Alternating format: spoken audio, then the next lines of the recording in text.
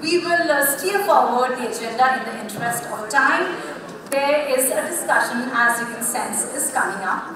Now this would go around and cogitate on the multi-generational market, and the question is your brand living up to the expectations? Well, we've got a blue ribbon panel in the house. To moderate the proceedings, may I please request Prateek Sinha, partner and leader, design thinking, PwC, India, to first step forward. Please welcome Prateek with all the things that causes the endorphin rush, ladies and gentlemen. Prateek, hi and a very, very warm welcome to you. Always good to see these sporty energies as you take up the stage. Thank you very much. Can we please have now our blue ribbon panel, the experts, the who's who, walking out. Pleasure to be always hosting him. Please welcome the CMO of HDFC Bank. Ladies and gentlemen, please welcome Ravi Santhanam on the stage. With all the energies that you've got, Ravi, it's so good to see you. Thank you for walking out. With all that smile. Wow, it looks like it's going to be, it's a super fit panel as well. Let's welcome Lalatendu, Panda, the Senior VP and the Chief Marketing Officer from Reliance Retail. Ladies and gentlemen, that's Mr. Panda walking up. Keep up those applauses as we next up welcome Himanshu Chaturvedi, the Chief Strategy and Growth Officer from Tata Projects. Well, it's not.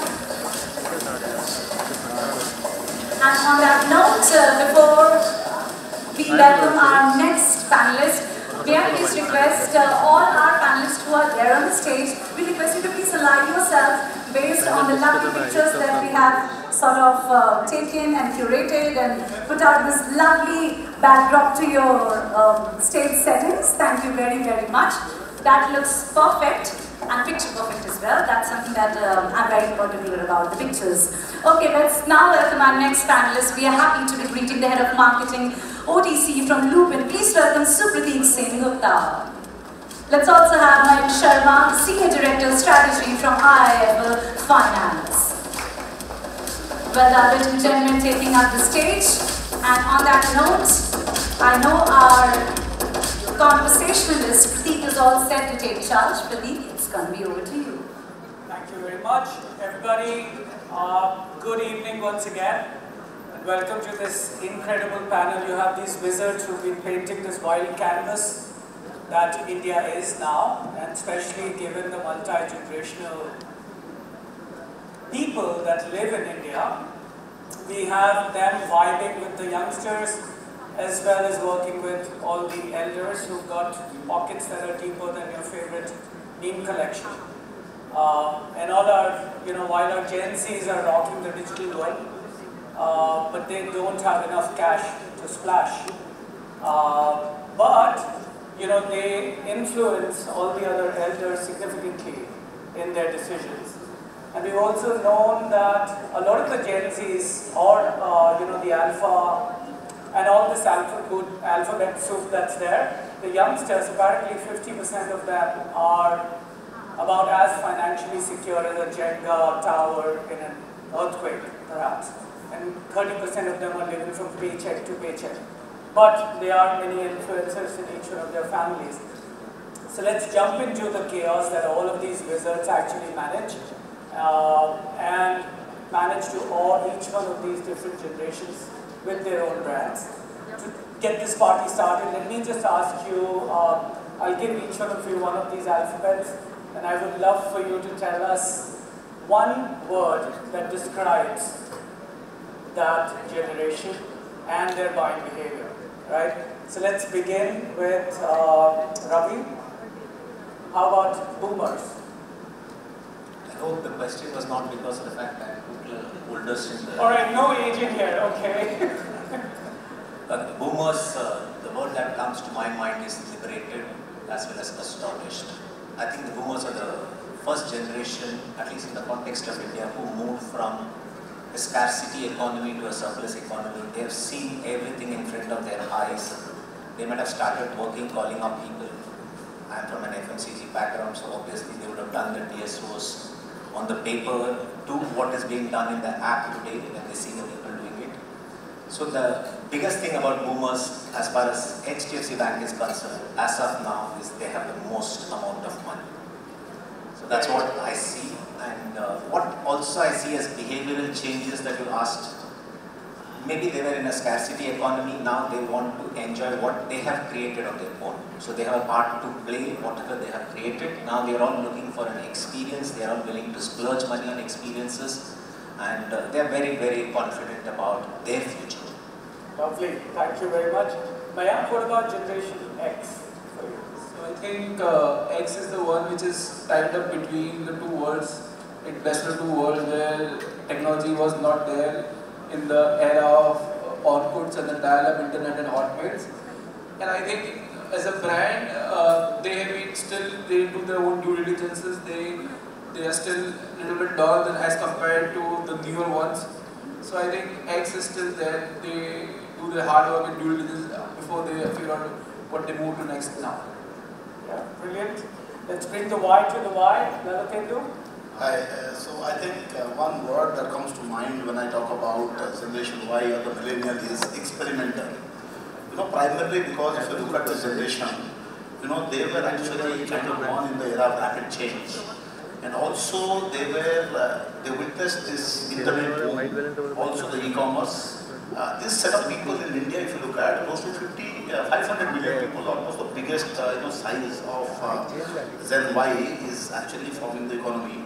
The second thing is that in terms of they are highly tech savvy, and also the purchasing power is very big. So if you look at be it smartphone evolution to the app economy, everything happened during this.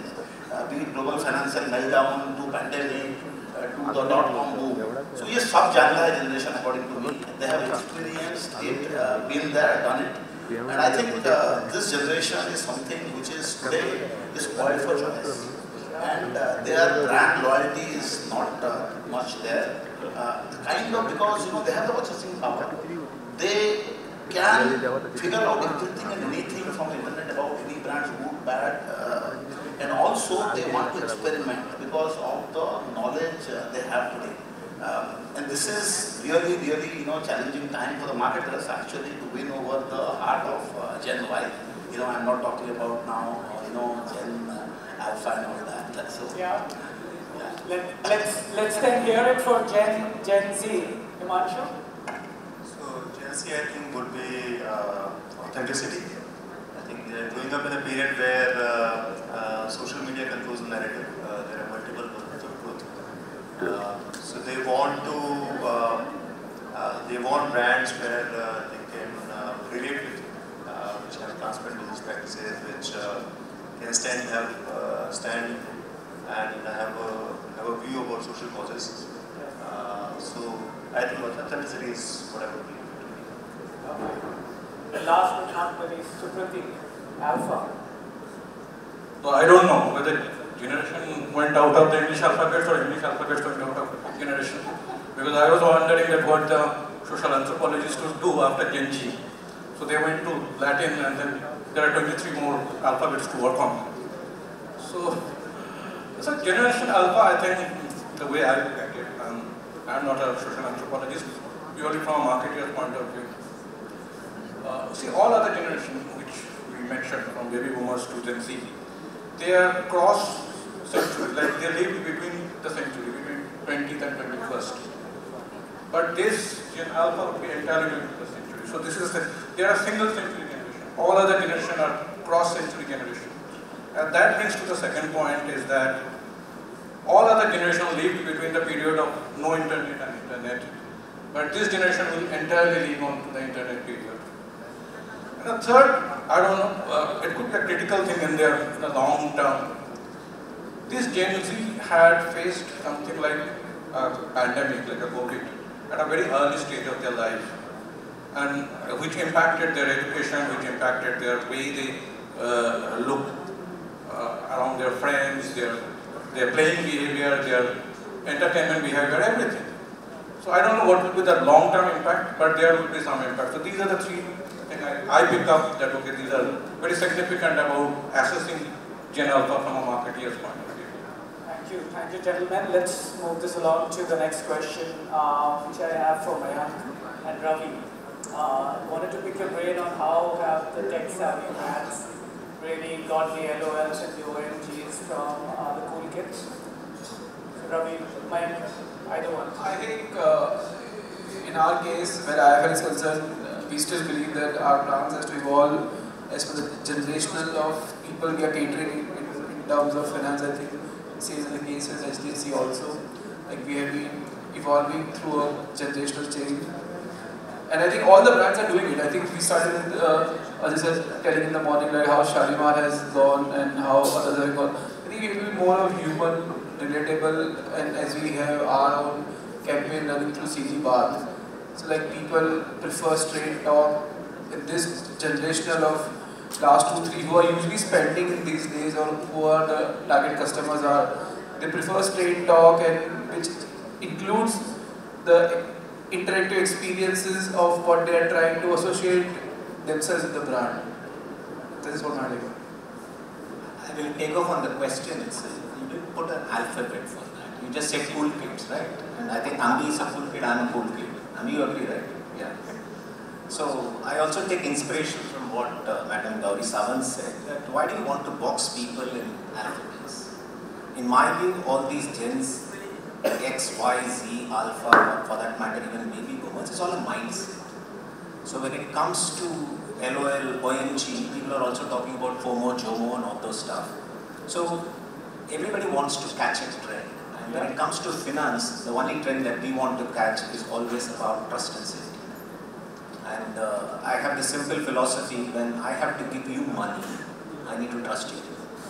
And when you have to give me money, you have to trust me. So whenever we talk about banking and we talk about across generations, the only thing we look for is how do we generate trust in our customers that they will give the money to us before we generate money to lend to somebody else who we trust.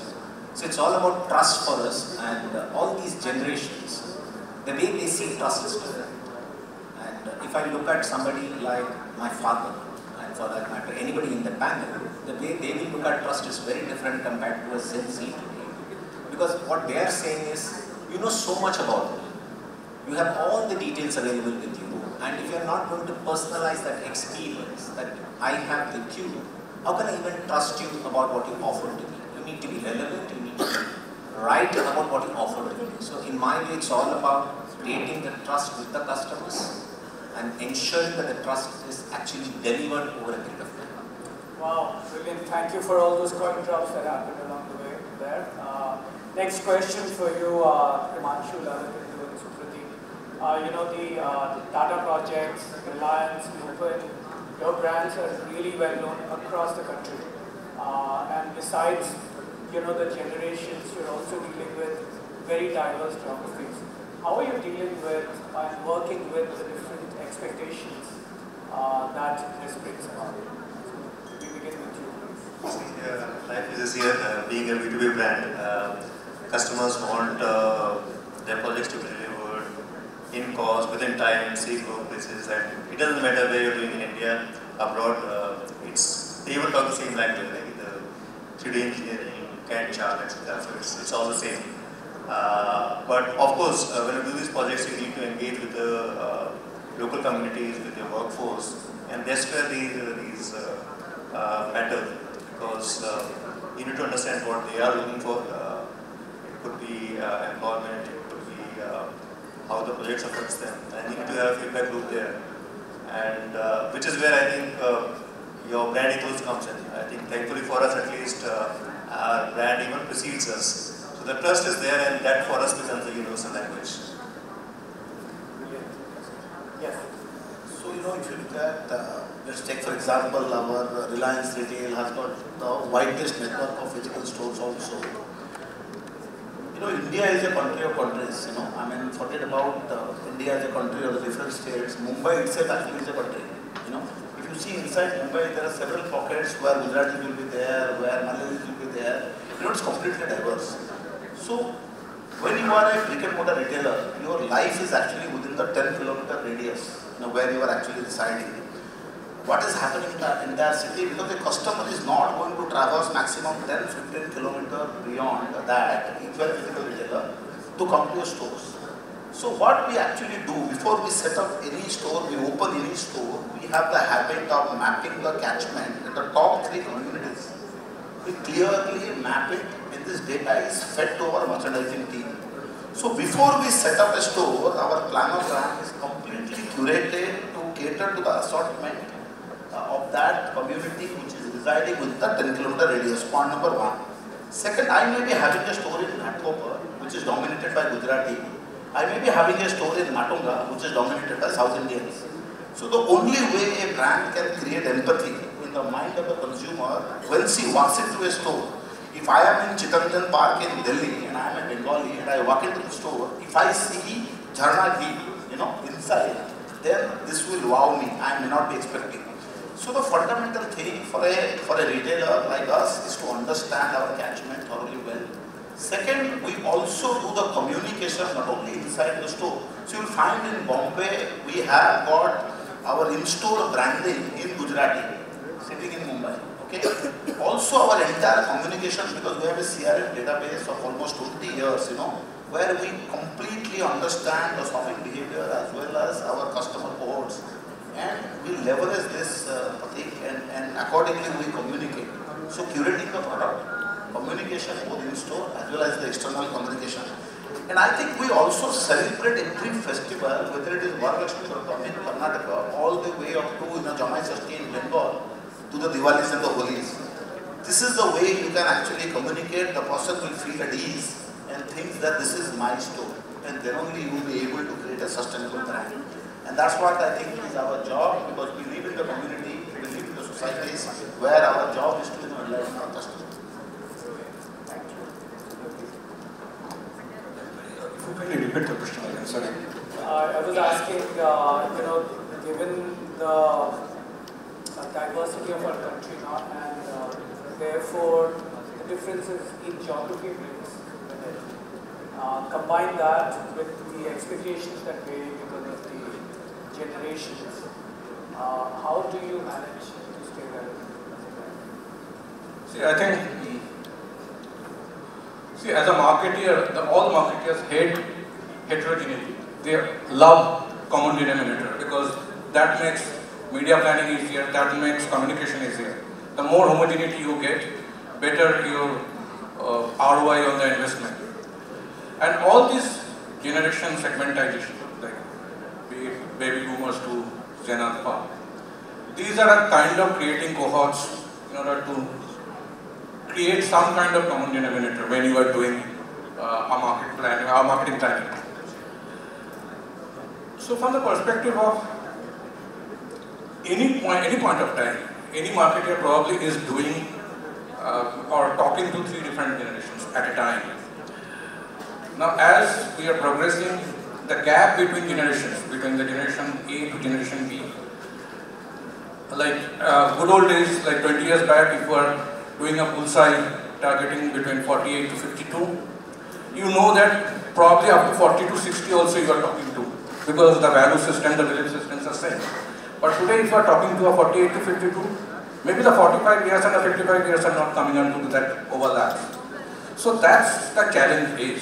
But I think on the other side, so this is the challenge of a marketer, that when you are doing multi-generation marketing, and I'm not talking, see the cross-geography marketing is not a multi-generation marketing. Multi-generation marketing is basically you have the age axis, and on that age axis how the consumers are behaving.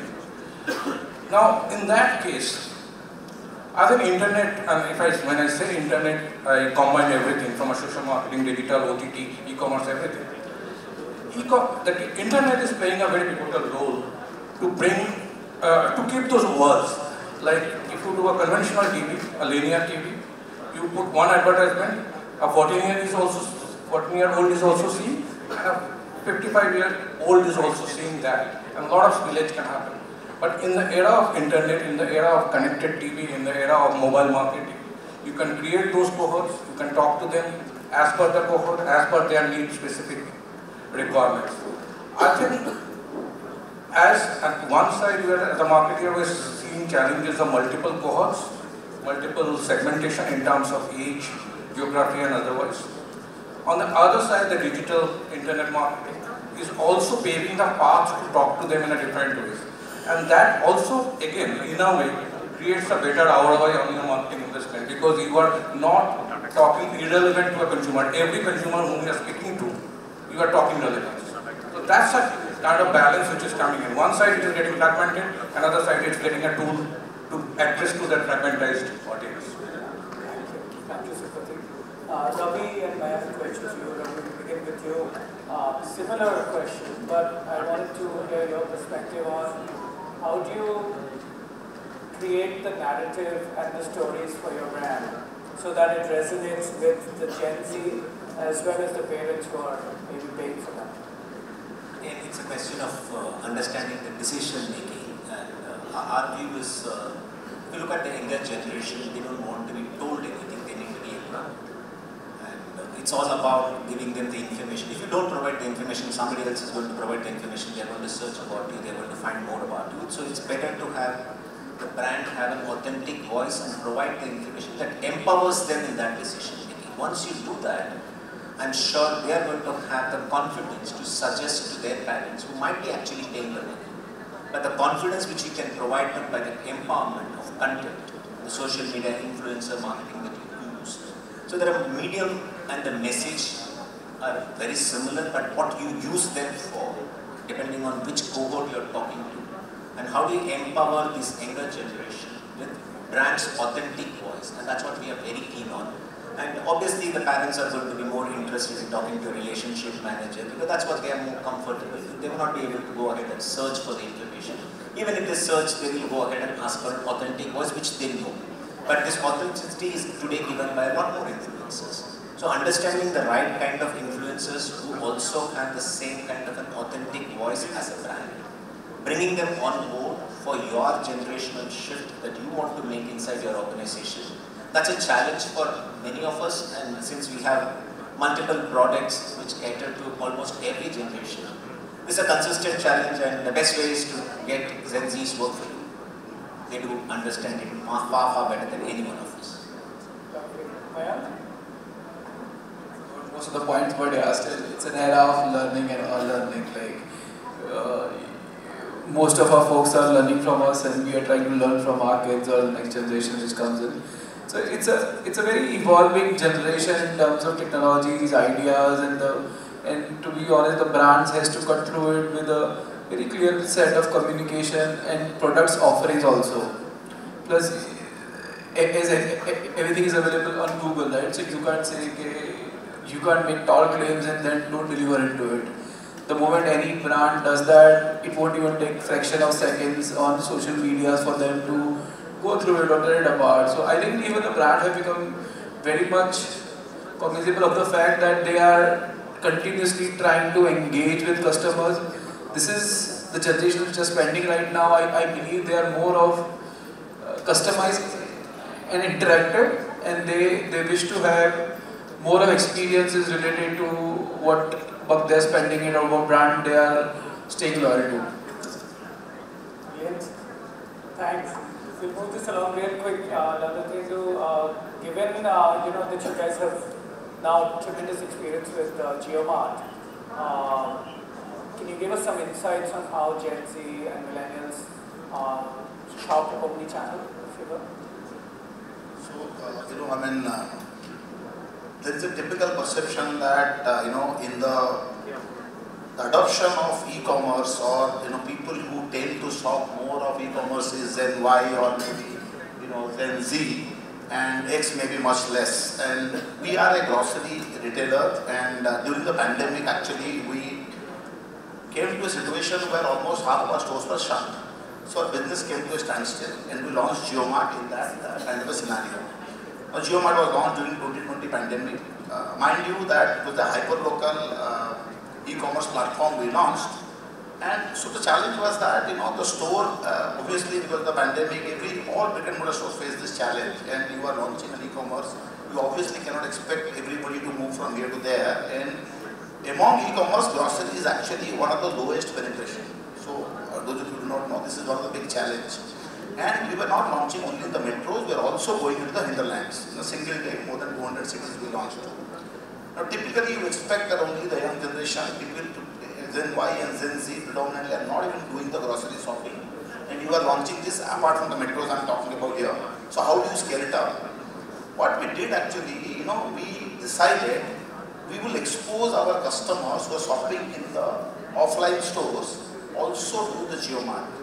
Now there is a fear of cannibalization can actually happen, and you can also further erode that business which is under pressure because of a pandemic. What actually happened is that before we launched this, we realized that there are two big pain points in e-commerce grocery shopping which nobody was addressing. When a customer walks into a brick and mortar store, she never pays the delivery charge. She comes, she buys, she goes away. But when she comes to the e-commerce shopping, obviously because you are delivering, you are charging delivery charges for that. First thing we did is that let us remove the delivery charge. Even if the customer buys one item, remove that. The second thing we said is that grocery shopping was predominantly construed as something called convenience. So nobody was giving any kind of discount. We brought in first grocery e-commerce player, everything below MRP. Minimum 5 to 7% discount we gave. What happened is that our learning says clearly that removing these two barriers resulted in massive adoption of this new channel, even in the smallest of the towns. So in our mind today we operate that e-commerce is more for Gen Y, brick and mortar is for Gen X or for boomer generation. But this actually didn't happen. Another interesting insight I would like to tell you is that we also realized when we exposed them to both the format, basically laid down either you can shop in JioMart or you can walk into the nearest store, smart stores. We saw the average revenue per user went up by more than 35 to 40%. How it happened? Nobody actually is a complete e-commerce shopper or a brick and mortar shopper or a mom and pop store. Everybody does all three channels, they do shopping depending upon their need. So the customer when had less time went to JioMart, when they had more time walked into the store. In the process, we got a better wallet share of the same customer. So exposing a customer today into multiple channels is the only way to survive. If you want to really give her more options, that is going to help. If you are limiting it only brick and mortar, only e-commerce, that is not. That's our learning. And I think that whether it is Gen Y or Gen Z, if you understand the pain point and address that, the adoption of channel will be really fast. Thank you, Lalatendu. The screen thread, people are giving us some signals. So how about we get to a close? I would love for each one of us to, you could start from you, Himanshu, then we can go around. And how about you share with us 2 do's and 2 don'ts? And in the space of multi-generational marketing. So maybe we do 30 seconds, sorry to put you on the spot, but you have 2 do's and 2 don'ts. Be relatable, only one. Can gain their trust. Don't lose it. Alright, lovely. Another thing? I think you have to be transparent in all your communication and dealing. Customer today is extremely smart. They can see through the deceit. So if you are, the biggest thing is that you have to be trustworthy and truthful. And in don'ts I don't think that you don't have to segment them by just in terms of generation.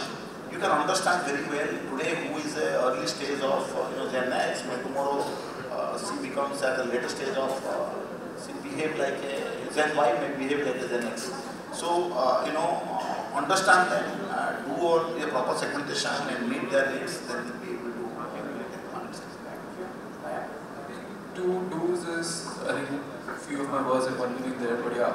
Stay interactive, stay with the audience, stay with your consumers, and be humble and transparent, I think. And I think don'ts would be, just don't do too much into one product, like keep it simple. That is what my take is. Segment on the basis of mindset, not on the basis of age. Be authentic when you serve your customers. And 2 don'ts. The first thing that comes to my mind is don't take anybody for granted. And the second is don't assume that every customer cohort always follows one single video.